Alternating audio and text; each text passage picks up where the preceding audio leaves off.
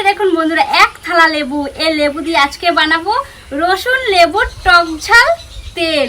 আপনাদের সাথে শেয়ার করব রেসিপিটা, পুরো ভিডিওটা দেখতে থাকুন। লেবুগুলো ভালো করে জল দিয়ে ধুয়ে নেব।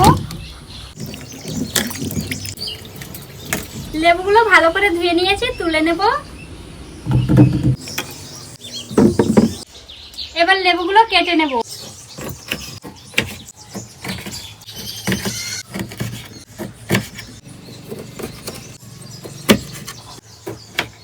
সবগুলো লেবু কেটে নিয়েছি, এবার লেবু থেকে রসটা বের করে নেব।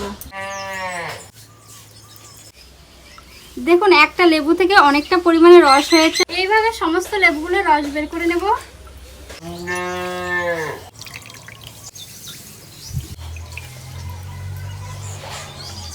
সবগুলো লেবু থেকে রস তো ভালোভাবে বের করে নিয়েছি। এবার রসুন আর শুকনো লঙ্কা বেটে নেব। নিয়েছি এক বাটি গোটা রসুন, শুকনো লঙ্কা। এবার রসুন আর শুকনো লঙ্কাটা একসাথে থেতো করে নেব।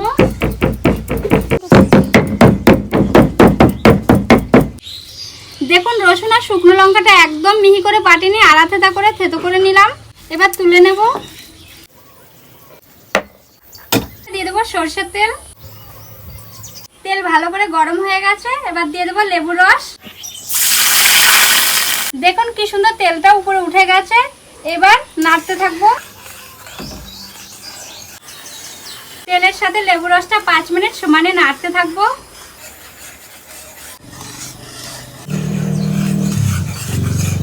ভালো করে 5 মিনিট ফুটিয়ে নিয়েছি।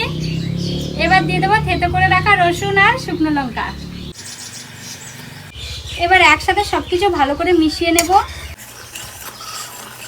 রসুন আর শুকনো লঙ্কাটা 5 মিনিট আবার ফুটিয়ে নিয়েছি। এবার দিয়ে দেবো স্বাদ মতো লবণ, নুন। দেখুন কি সুন্দর কালার এসেছে। আমার লেবু লঙ্কা রসুনের তেল ঝালটা হয়ে গেছে। কি দারুণ সেন্ট বেরিয়েছে। জাস্ট দেখুন কালারটা। এবার নামিয়ে নেব। টক ঝাল তেলটা ঠান্ডা হয়ে গেছে। এবার একটা কাচের বয়াম নিয়েছি, কাচের বয়ামে ভরে নেব।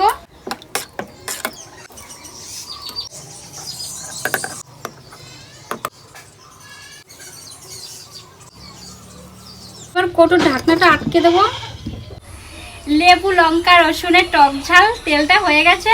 এবার রোদে দিয়ে রেখে দেবো 2 দিন। নিয়েছি গরম গরম ভাত। এবার আমি 1 চামচ নিয়ে দেখি খেতে কেমন লাগে।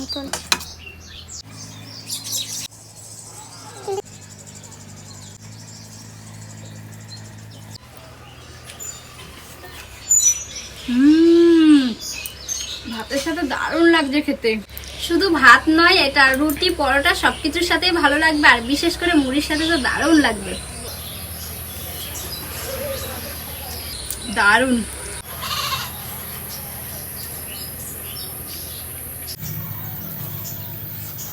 আজকে রেসিপিটা সব মিলে এক কথা অসাধারণ।